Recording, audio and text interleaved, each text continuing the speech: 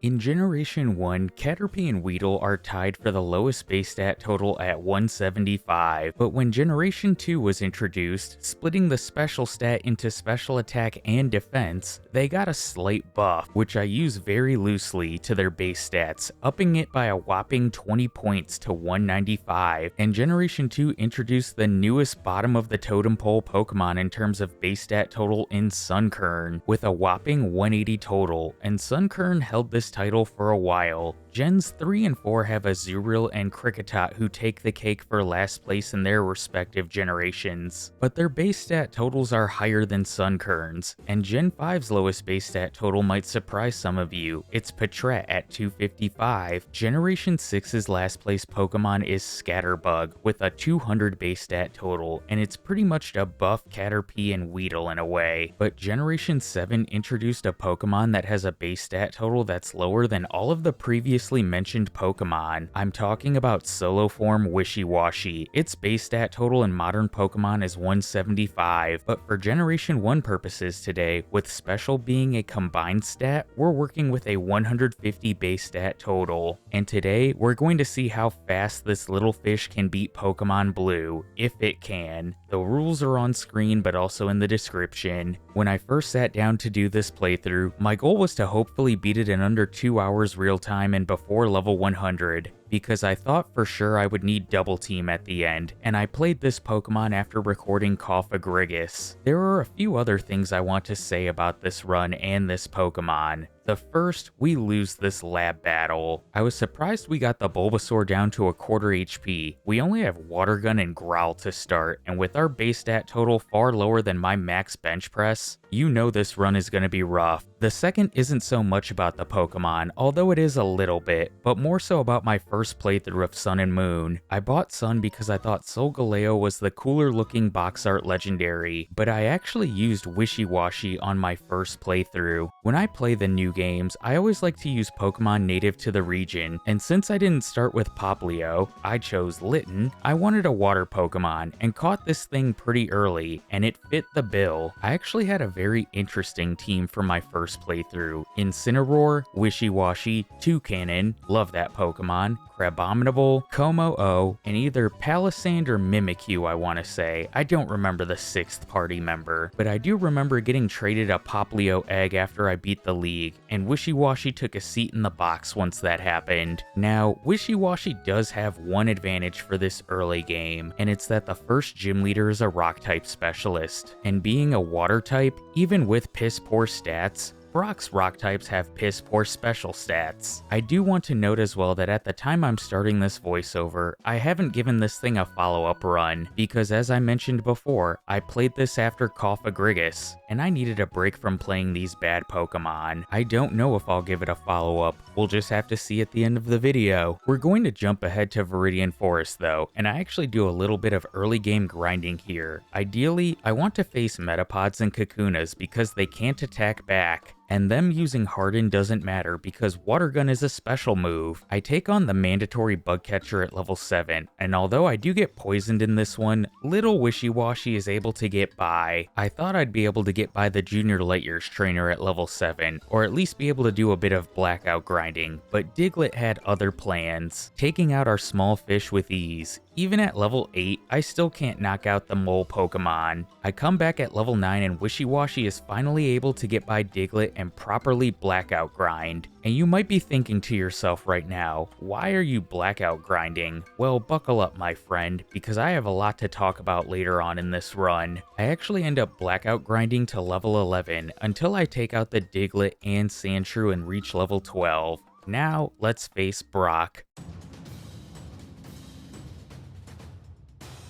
Did I need level 12 for Brock? Probably not. I think I could have beat him at level 10, but Wishiwashi is preparing for the long journey because there are quite a few trainers that get skipped upcoming. Starting on Route 3, normally I battle the Bug Catcher, the Youngster, the Lass, and then backtrack to Pewter to reset her position and move on. But today, I'm going to be facing the Bug Catcher below her, because facing Pokemon like Metapod and Kakuna who can't hit you back is a godsend for this early game. But while these battles go on in the background, I want to talk about Wishiwashi Wishiwashi a bit more as a Pokemon. Really, I just want to touch on its ability in modern Pokemon, Schooling. This ability doesn't actually kick in until Wishiwashi reaches level 20, and only when it's level 20 or higher and has more than 25% of its HP when it's sent out in battle, or at the end of the turn it's brought out, it changes forms into a Pokemon that packs a punch. In terms of base stats, its Schooling form you could say is on par with that of a pseudo-legendary Pokemon, but there are two big things that stand out: the pathetic HP and speed stat. Originally I thought about showcasing the Schooling form alongside the solo form, but those double feature videos don't perform too well for me, and let's be real, the Schooling form would get the same TMs with the addition of Earthquake and Body Slam, and despite having abysmal speed, it would still blitz through the game, probably beating the game twice or close to before this thing can even finish one run, but that's another discussion and video for another time. If you guys would be interested in something like that, maybe I'll make a video, maybe I'll stream it, I don't know. I do have front sprites for the Schooling form, and I would just need to make a back sprite, which hopefully wouldn't be too hard. In Mount Moon, you'd think I'd take on damn near every trainer, but I don't. I face the bug catcher near the rare candy, skipping the super nerd who's pretty close. I face this hiker before the stairs while also knocking out any wild Geodudes I come across because free XP, and by the time I make it out of Mount Moon, Wishiwashi is level 19, and you might be thinking that sounds like it's good enough for Cerulean and Nugget Bridge, and for almost any other Pokemon, it is, but we're talking about Wishiwashi and its 150 base stat total, and it's on full display for the first Rival 2 battle. If I wanted to get by this battle at this level, it's going to require a bit of luck. It's weird to say, but I prefer Pidgeotto to use Sand Attack against me, because I have Feint Attack which bypasses accuracy checks. Both Gust and Quick Attack will 4-shot me, and I only take one Gust from Pidgeotto, and I'm able to get by both Abra and Rattata with Feint Attack. But unfortunately, I can't deal enough damage to Bulbasaur, and Wishiwashi feints to Leech Seed damage. I took the reset so I could deposit my HM users, because I'm just going to black out to the rival. I don't make it back to Bulbasaur in this attempt, unfortunately. In between this blackout training, I did battle the trainers in Misty's gym who were surprisingly first try victories. Misty, on the other hand, was too much for Wishiwashi to handle. I black out over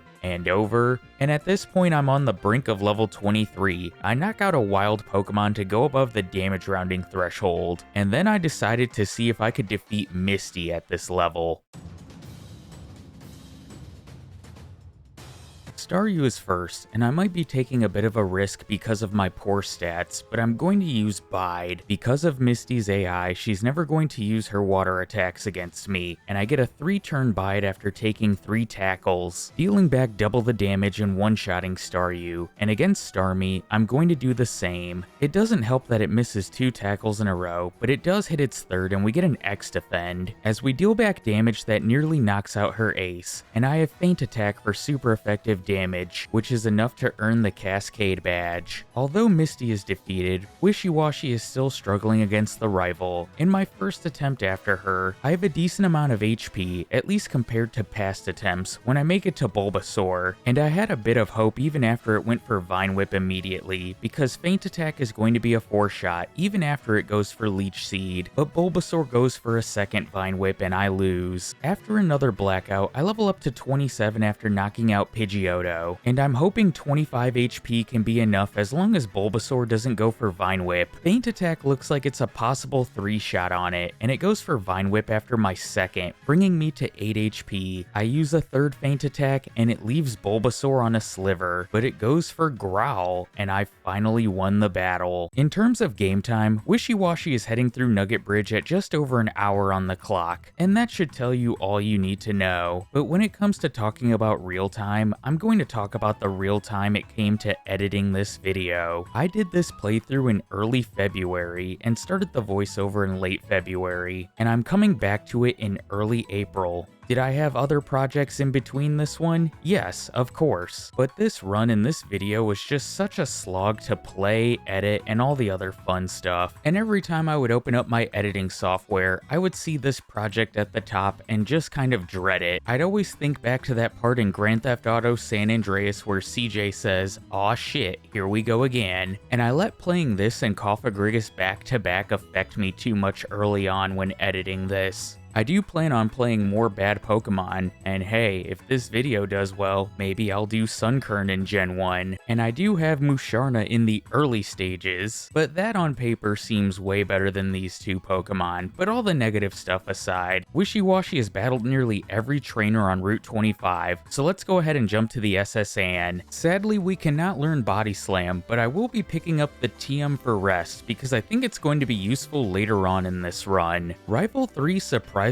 isn't the pain that Rival 2 was, despite all of his Pokemon being evolved now, and having Dive for this battle definitely helps out, especially when the Pidgeotto or Raticate goes for Quick Attack while I'm still underwater. I still have Feint Attack for the Kadabra, so I have super effective damage against it, and unfortunately things start to go south against Ivysaur. I meant to go for Bide, hoping for a Vine Whip and some Growls, but I misclick Dive, which does pathetic damage to it. Ivysaur does hit me with a Vine Whip and it brings me down to 16 HP, but Feint Attack can just barely get the job done. A first try victory though. We aren't going to be battling Surge just yet for obvious reasons, but the next mandatory trainer isn't much better. The Rapping Junior Trainer, or Rapping Lass as she's called. She has 2 Bellsprouts and 2 Oddishes. I've talked about her in prior videos, other YouTubers in this same genre have talked about her. She likes to status you, then hit you with Rap so you never move. And to nobody's surprise, Wishiwashi loses this one. But I was a bit surprised I made it to her 3rd Pokemon, so it's back to Routes 6 and 11. There are a lot of trainers that I can battle here for experience, and at this point in the run, I started to regret not taking on more battles on the SSN. The last time I can remember I had to do this many battles was when I did my Aerodactyl run in early 2024. That one still needs a redo, and I've got a pretty high goal for that one in mind. But while Wishiwashi ventures through these routes in the background, I want to take the time to talk about its TMs and learn set, since I didn't cover that in the beginning of the video. One other thing about this backport that I didn't cover is that I actually made it in December of 2025, on Christmas Eve actually, and while I did add 3 new moves in Feint Attack, Dive, and Aqua Tail, because I wanted to give this little fish all the help it could get, in the beginning I didn't think I would be teaching this thing Surf, just so I could have some move flexibility, because I was certain I was going to need to use Double Team in order to beat this run, but you'll just have to wait till the end if that's true or not. I also thought Dive being a water type dig would be essential to this run, but it really wasn't. I've subbed Bubble Beam for Brine since they have the same base power, and eliminated moves like Endeavor, Soak, Beat Up, Aqua Ring, and Helping Hand. On the TM side of things, I gave it the moves nearly every Pokemon seems to learn, like Toxic, Mimic, Double Team, Reflect, and Bide, and I did do a 1-for-1 swap here. I didn't give this thing Earthquake. It doesn't make sense that a tiny fish can learn this move, and I have to imagine it's based off the schooling form using this move. Earthquake would also only be useful in one battle. In its place, I decided to give Wishiwashi Blizzard, because nearly every water type Pokemon learns the 2 ice moves. After clearing out all the trainers on Routes 6 and 11, Wishiwashi is now level 35 on the brink of level 36. And it's time for my rematch against the Rapping Junior Trainer, and things are off to a great start with Feint Attack 2-shotting her lead Oddish thanks to a critical hit. Against the following Bellsprout, I'm going to go for Dive, and you might be scratching your head thinking, why? Well, I was hoping to avoid a status move, but it just went for Growth while I was underwater. Dive does get a critical hit doing good damage, but the Bellsprout puts me to sleep the next turn with Sleep Powder. Wishiwashi wakes up right away though and is able to knock it out with Feint Attack. I try the same strategy against the following Oddish, and it doesn't work out well for me as it paralyzes me with Stun Spore. I decided to play this one out hoping Wishiwashi could pull off a miracle, and it does, with 22 HP remaining. There's another junior trainer within Rock Tunnel though with grass Pokemon as well. She has an Oddish and a Bulbasaur. They're both 4 levels higher than the previous junior trainer, and in this first battle, I don't even make it hit by the Oddish, it puts me to sleep with Sleep Powder, and Absorb does me in. In the next battle, Oddish paralyzes me with Stun Spore, and Bulbasaur has no problems finishing off Wishiwashi. Third tries the charm though. Even though I get paralyzed by Stun Spore from the Oddish, I'm able to 3-shot Bulbasaur with Feint Attack, and it only uses Vine Whip once. I have to show you guys this, but the self-destructing hiker did beat me once. Because I'm paralyzed from the previous battle, his slow rock Pokemon are going to be moving first against my little fish, and his 2 Geodudes blow up immediately. This run is going great. Once I arrive in Celadon though, Wishiwashi can get a moveset upgrade. I give this little girl a fresh water and I get the TM for Ice Beam, which I teach in the place of Bide. I then sell off other TMs and items I don't have use for, and I'm going to purchase 3 calciums for now. After grabbing the HM for Fly, I head to the Rocket Hideout. I'm going to be picking up items I can sell, but also things like the PP up that will have use later on. And while there are a few optional rockets here, I only take on one. He's in a room with another rocket, and there's a Hyper Potion in the corner of the room. As far as the battle against Giovanni though, the rock Pokemon are no problem, but Kangaskhan makes this one close. 2 bites are nearly enough to end our little fish, but a combination of Aqua Tail and Ice Beam get the 2-shot. After another round of vitamin buying, I make my way to the Celadon gym. On paper, this looks like a bad idea, but Wishiwashi is thankfully able to handle the grass types thanks to Ice Beam. I cleared out all of the trainers in Erica's gym. Despite being in the fast level up group, Wishiwashi is only level 43, but being nearly 15 levels higher than Erica's ace led to some overconfidence, and I decided to take on the grass type specialist.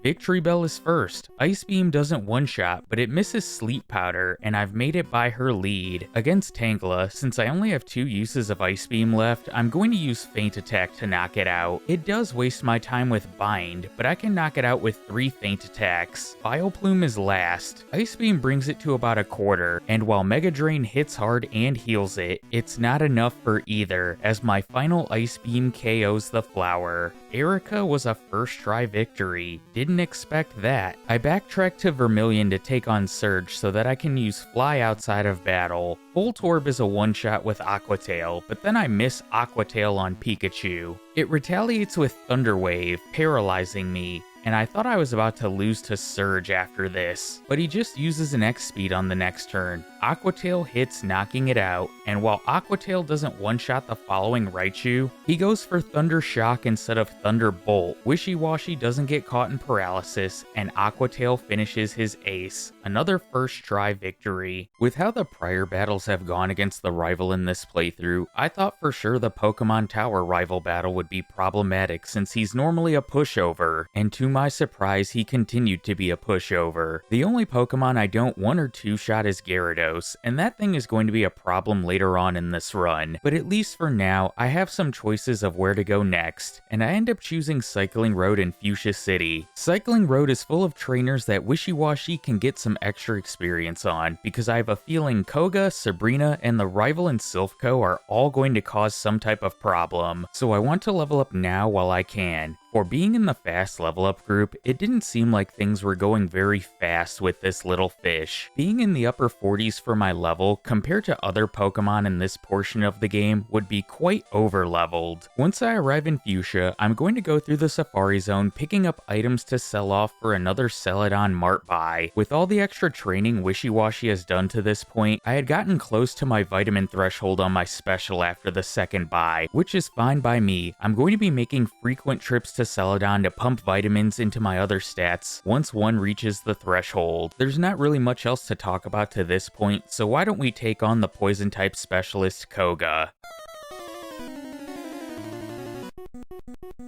Coughing is first. Aqua Tail doesn't one-shot his lead, but it misses Smokescreen and I can knock it out with Ice Beam. Against Muck, Aqua Tail does under half as it goes for Minimize, and I've kept Feint Attack on my learn set for situations like this. It can knock out Muck over 3 turns, as it goes for Disable, disabling Ice Beam, and failing Poison Gas. I can knock out Coughing number 2 with 2 Aqua Tails as it misses Smog, and last is Wheezing. I'm going for Dive against it because I was hoping it would blow up while while I was underwater, but wheezing doesn't take the bait. It does poison me with Toxic, and after 2 X attacks, its Smog hits hard. But Wishiwashi with 30 HP remaining has enough damage with Aqua Tail to knock out Koga's ace, another first try gym leader. I had a bit of a time waste after Koga. I've started guaranteeing catches on my HM users, and one that I've pivoted to in these runs is Snorlax, because it learns the same HMs as Lapras and you get access to it sooner. But I accidentally ran from the Snorlax outside of Celadon, so I had to go to Vermilion and go through Route 11 and pop out on the other side of Route 12 to catch the Snorlax there. But since we can now use Surf outside of battle, obviously I want to go to Cinnabar and Blaine's gym next. I'm going to be battling all of the trainers in Blaine's gym for obvious reasons, along with picking up items in the mansion to sell, along with the TM for Blizzard, which I plan on teaching to Wishiwashi later on to have some extra oomph in my attacks. I don't have anything else to cover right now. Let's take on Blaine.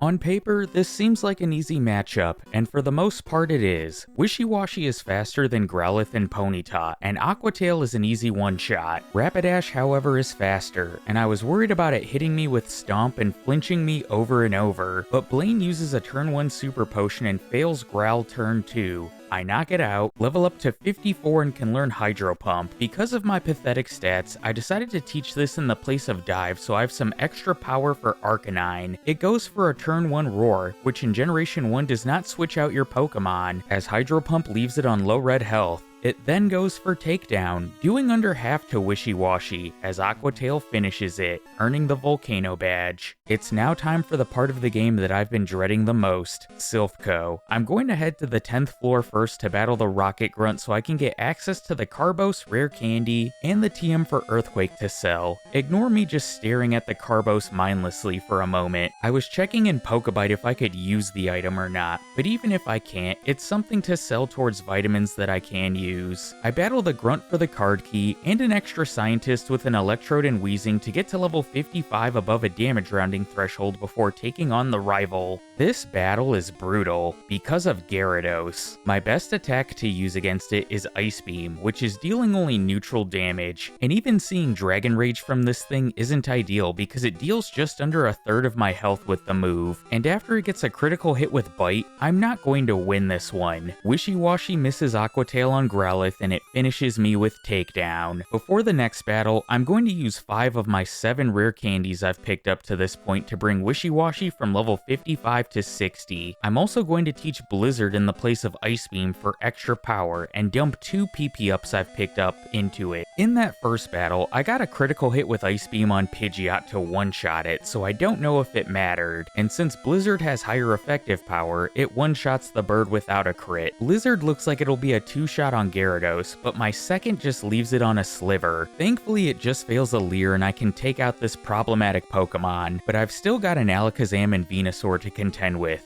The good news is that Feint Attack can 2-shot Alakazam, but after seeing a turn 1 recover, I started going for Hydro Pump to see if that could give me an edge. I should have just stuck with Feint Attack, because Alakazam fires off Psybeams against me in the meantime, the last of which crits bringing me to 14 HP, and this is looking like another loss, but Wishiwashi surprises me. Blizzard hits, and without a crit, it one-shots Venusaur. I expected to be stuck here for a while, but we got a second try victory. Giovanni is a one-shot sweep with Hydro Pump. I figured I would give him a brief mention here. After I defeat him, I grab the TM for Mimic from Copycat and backtrack to Cycling Road for the hidden PP I skipped earlier and put it into Blizzard. Now let's face Sabrina.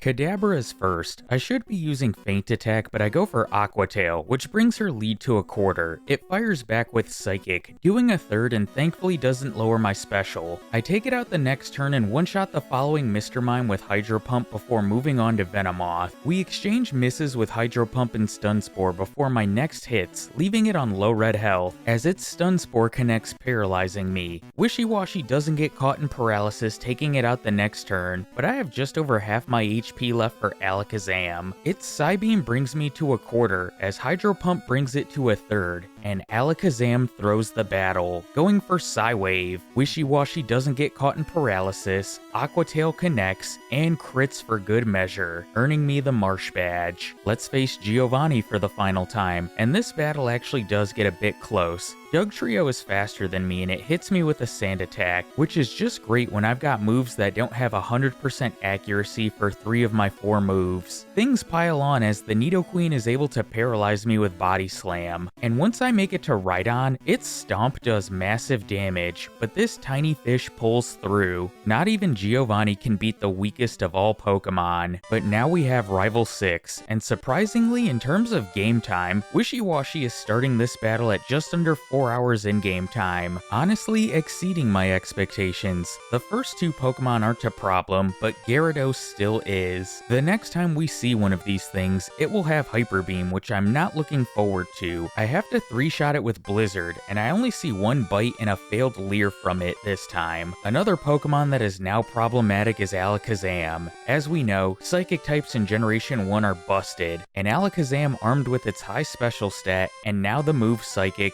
gets Wishiwashi. Before the next battle, I decided to teach Wishiwashi Mimic in the place of Hydro Pump. My strategy was to get by his first 3 Pokemon and Mimic Agility from Growlithe, hoping it won't go for Takedown or will also spam the speed boosting move. I set up to +6 and knock out the Fire Puppy, and I'm able to 2-shot Alakazam while not taking much damage back from its Psybeam, but I level up going into Venusaur. Blizzard isn't able to get the 1-hit or freeze it, and Venusaur goes for Razor Leaf, the one move that guarantees my demise. I tried using a rare candy prior to the next battle, but took too much damage on Gyarados, so Alakazam gets me for a second time. But in the very next battle, I'm able to make it to Venusaur without taking a point of damage, and with Badge Boost from Agility and Leers that I took before making it here, Blizzard is able to one-shot it. Time for Victory Road and pre-league errands. I'm going to be grabbing the rare candy in Victory Road. It just made sense to me at the time because Wishiwashi is just so weak. Next, I'm going to take on a few optional battles. First, this cool trainer with a Persian and Ninetales. Next is this cool trainer who has the middle evolutions of the starters and a Charizard. This cool trainer with a Cloyster, Exeggutor, and Arcanine. The Chansey cool trainer. And this cool trainer with the Bellsprout line, who did beat me once, but I saved before her. After setting my waypoint to Indigo Plateau, I venture to the power plant for an additional candy and knock out Zapdos for additional experience. Since I'm on the brink of level 69, nice, I head to Cycling Road and battle 1 Cue-Ball to get me there. Now I think we're ready for the league.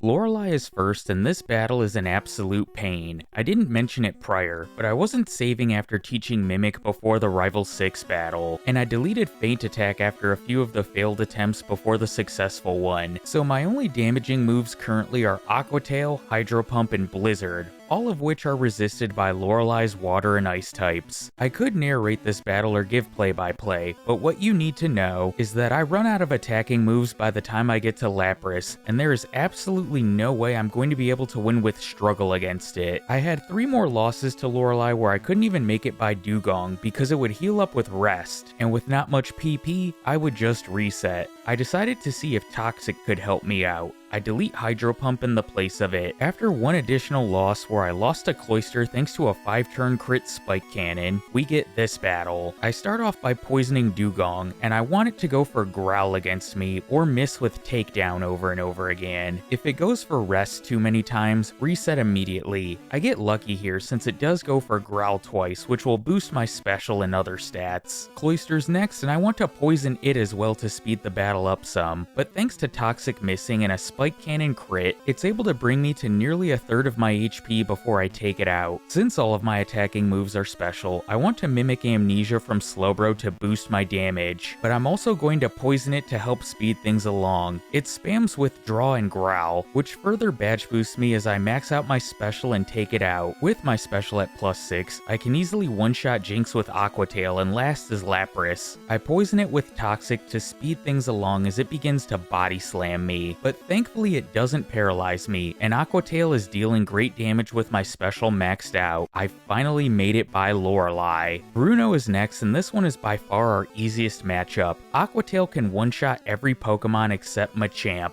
Let's move on. Before Agatha, I decided to teach Surf in the place of Aqua Tail. At this point, I need more PP and more power, because while Agatha's Pokemon don't resist any of my moves, her ghost types have high special, so they won't be hitting very hard. Her ghosts are also fast, and I don't even make it by her first Gengar in this first battle. It's able to put me to sleep twice with Hypnosis and chip me down with Nightshades before landing a finishing Dream Eater. In the next battle, I don't get put to sleep immediately, so I can mimic the sleep-inducing move from Gengar, but it does confuse me. Luckily, I hit through the confusion to land Hypnosis. Agatha then swaps to Golbat as Surf does over half to it. Wishiwashi hits itself the next turn as Golbat fails a Supersonic, the one time I want to see Haze. But we snap out of it to finish off her bat. Gengar comes back in and takes a Surf before Agatha swaps to Haunter, which Surf does what looks like just under half. I should have stayed using this move, but switched to Hypnosis, which misses twice, as Haunter tags me with a Nightshade before I finally put it to sleep.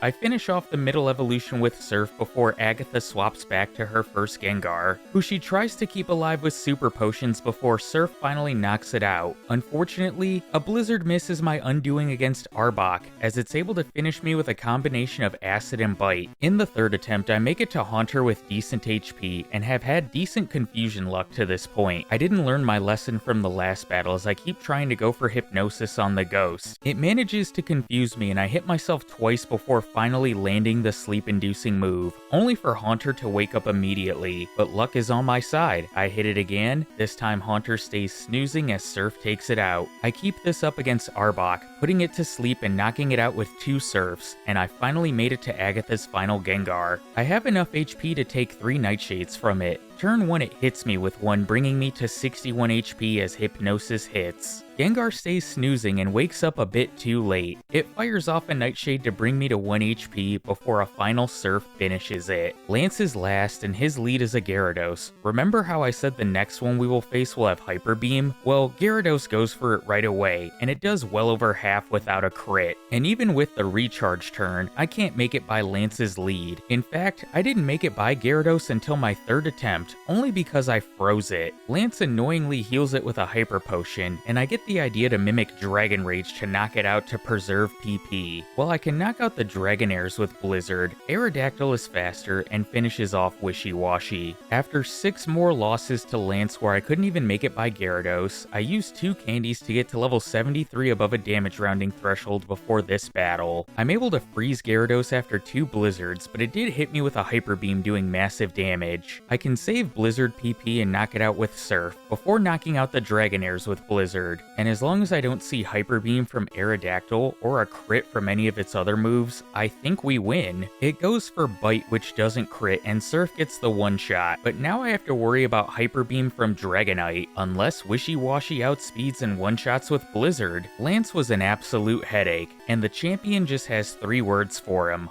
hold my beer.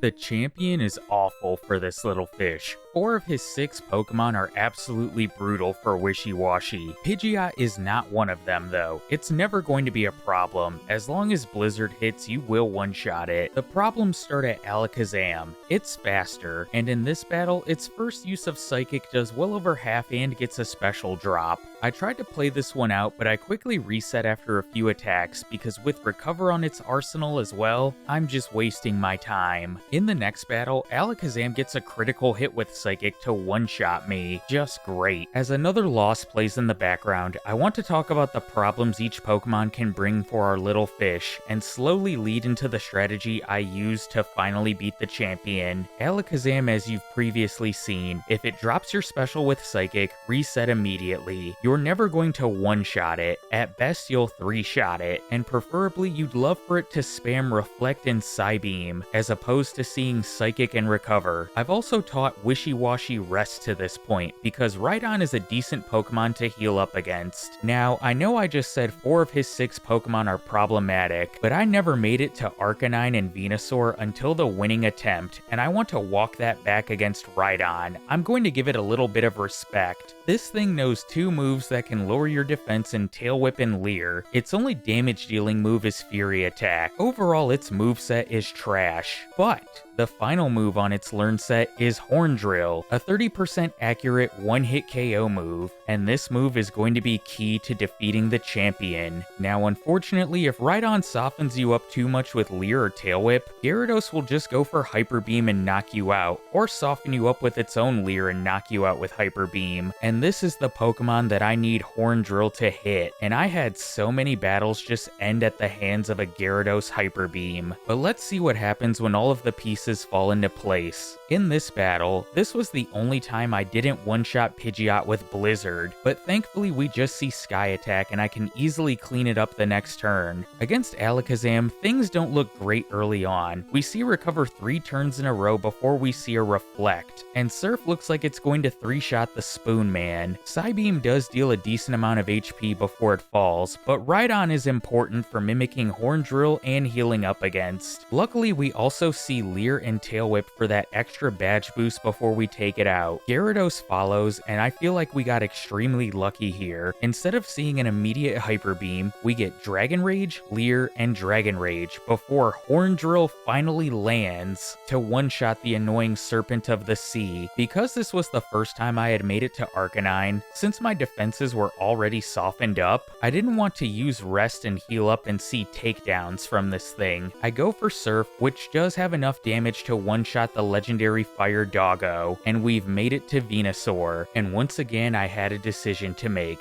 Do I risk going for Horn Drill, or do I go for Blizzard and cross my fingers? And I chose option 2, and Blizzard doesn't one-shot the Plant Frog, and I thought I was going to have to start this battle all over again, fully expecting to see Venusaur used Razor Leaf next, but it goes for Mega Drain, which Wishiwashi hangs on from. It fires off another Blizzard, KOing the frog, and the weakest Pokemon has beaten Kanto. In terms of real time, Wishiwashi surprised me. It beat the game in under 2 hours, almost finishing with a sub 90-minute time, just missing the clip with a real time of 1 hour 30 minutes and 34 seconds, at level 75, with an in-game time of 4 hours and 45 minutes. It goes without saying that this is the worst Pokemon I have ever played in Generation 1, although it's not the worst Pokemon of all time I've played. That honor still belongs to Cofagrigus, and I could make the argument that Excelgor still takes second place. And while I am still in the early works of planning out Musharna, I don't think it's going to be as bad as the previously 2 mentioned Pokemon.